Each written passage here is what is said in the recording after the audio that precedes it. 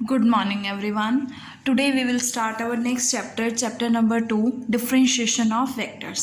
अभी तक हमने वेक्टर्स पढ़े हैं, वेक्टर से रिलेटेड कुछ रिजल्ट्स रीड आउट किए हैं, एडिशन की है, सब्ट्रैक्शन की है, डॉट प्रोडक्ट क्या है, क्रॉस प्रोडक्ट क्या है, scalar triple product, vector triple product और प्रोडक्ट ऑफ 4 टॉपिक्स. अब हम करेंगे वेक्टर्स के differentiation. Before starting the differentiation of vectors we will study some definitions related to this topic. So सबसे पहले हमारा जो फर्स्ट आता है कि स्केलर फंक्शन और वेक्टर फंक्शन क्या होता है. अगर मैं कोई डी सबसेट लेती हूँ रियल नंबर्स का, सो एक रूल जो एसोसिएट करता है टू ईच स्केलर टी कि हर एक स्केलर टी जो डी से बिलोंग कर रहा है उसके कॉरस्पॉन्डिंग एक यूनिक रियल नंबर आएगा, मतलब एक यूनिक स्केलर आएगा एफ ऑफ टी. तो हम इसे क्या कहेंगे, scalar function of scalar variable T.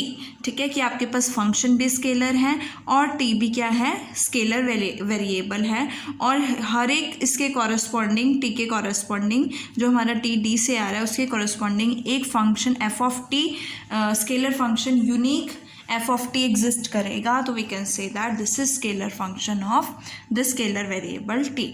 Similarly vector function है. वेक्टर फंक्शन क्या होता है कि अगर each scalar T belonging to D, अगर एक यूनिक वेक्टर एग्जिस्ट करेगा denoted by F vector of T, उसे हम क्या कहेंगे, वेक्टर फंक्शन ऑफ टी कहेंगे. अगर एक यूनिक स्केलर एग्जिस्ट करता है तो it mean scalar function of T होगा, और अगर एक वेक्टर एग्जिस्ट करता है तो it means vector function of scalar variable T होगा. लेकिन वेरिएबल हमेशा क्या होगा, स्केलर होगा. और एफ वेक्टर जो है हम जो स्टैंड करेगा वो एक वेक्टर क्वांटिटी देगा जो किसकी इमेज होगी, एक स्केलर की इमेज होगी. ठीक है, किसकी इमेज होगी, क्योंकि टी आपके पास स्केलर है तो स्केलर की इमेज होगी. और वी कैन से दैट कि अगर इस स्केलर की इमेज एक वेक्टर है तो वो वेक्टर फंक्शन होगा, और अगर स्केलर की इमेज क्या है, स्केलर है, तो वो क्या होगा, स्केलर फंक्शन होगा.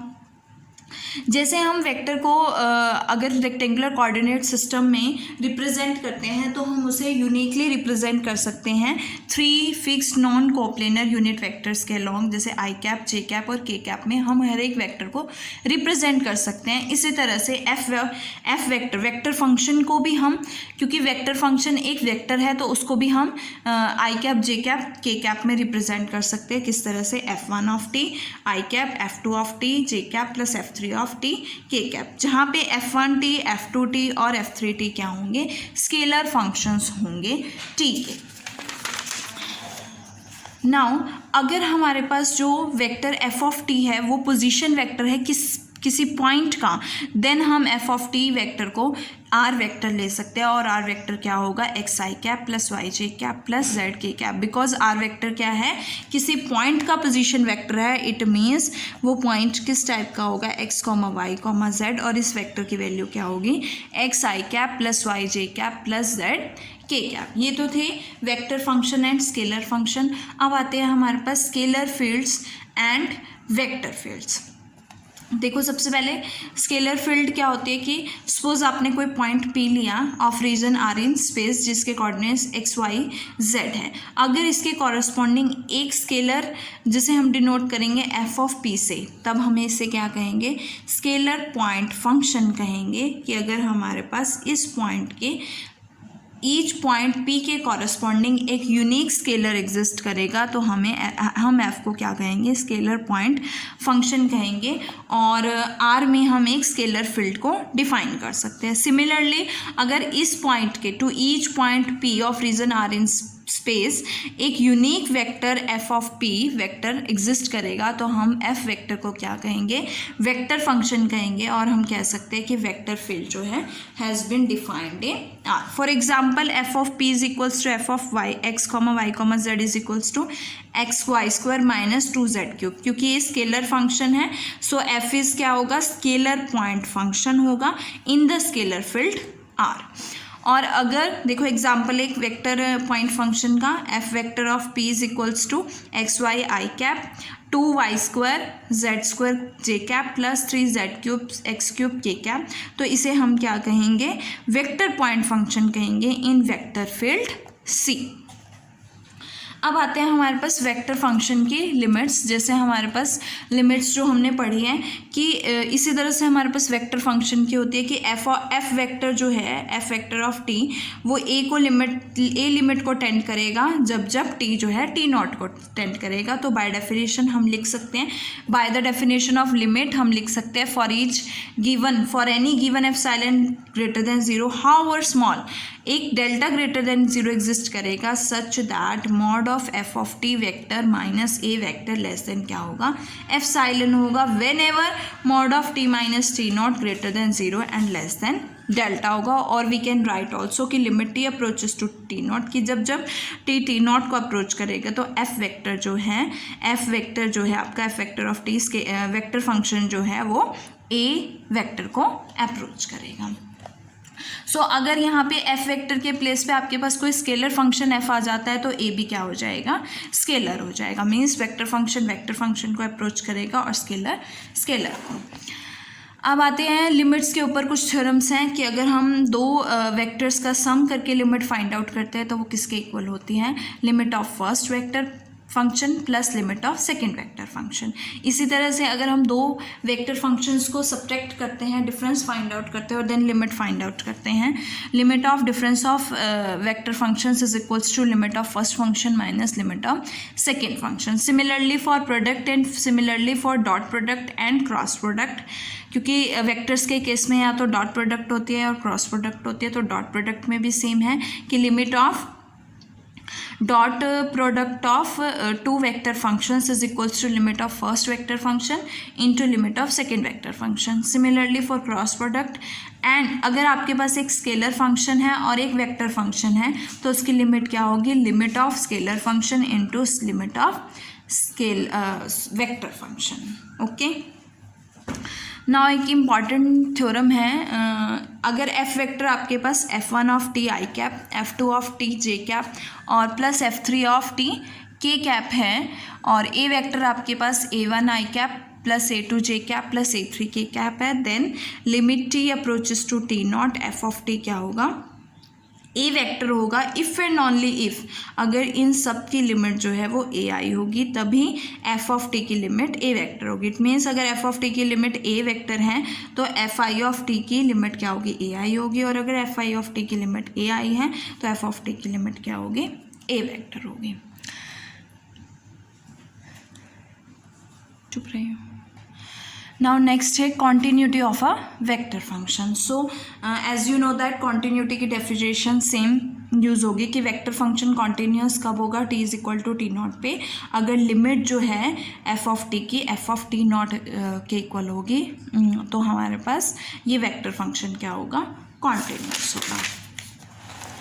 अल्टरनेटिवली हम कह सकते हैं कि for each epsilon greater than 0 there exist a delta greater than 0 such that mod of f of t minus F of T naught vector is less than epsilon होगा whenever t minus t naught less than delta होगा। अगर ऐसा होता है तो F vector क्या होगा, F vector function क्या होगा, कॉन्टिन्यूअस होगा। नाउ नेक्स्ट थ्योरम है कॉन्टीन्यूटी पे कि एफ वेक्टर को हम इसके कंपोनेंट्स में लिख सकते हैं अलोंग आई कैप जे कैप के कैप। तो इसके जो कंपोनेंट्स होंगे अगर वो कॉन्टीन्यूअस हैं तो एफ वेक्टर भी कॉन्टीन्यूअस होगा और वी कैन से दैट कि अगर एफ वेक्टर कॉन्टीन्यूअस है तो उसके कंपोनेंट्स भी क्या होंगे, कॉन्टीन्यूअस होंगे। So f vector of t is continuous if and only if f1 of t, f2 of t, f3 of t which are scalar functions of t are continuous. Next है आपके पास derivative of a vector function with respect to scalar. जैसे आप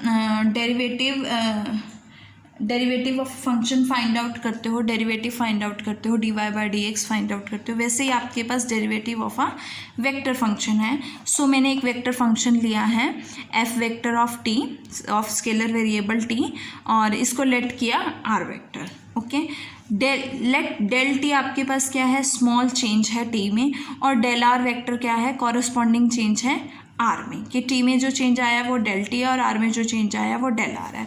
it means अगर R को R plus del R replace करते हो और टी को T plus del T replace करते हो तो आपके पास क्या आएगा, R vector plus del R is equals to F of T plus del T.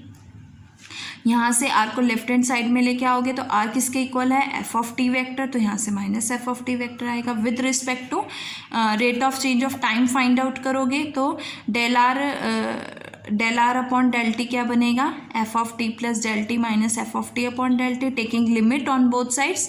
So limit del t approaches to zero, del r by del t is equals to limit del t approaches to zero, f of T plus del T minus F of T upon del T exist करेगा। और इस value, इस limit की value को हम क्या कहेंगे, derivative of vector function कहेंगे, और जिसे हम D R by D t या d f by D t या एफ डैश ऑफ टी या d f by D t से डिनोट कर सकते हैं।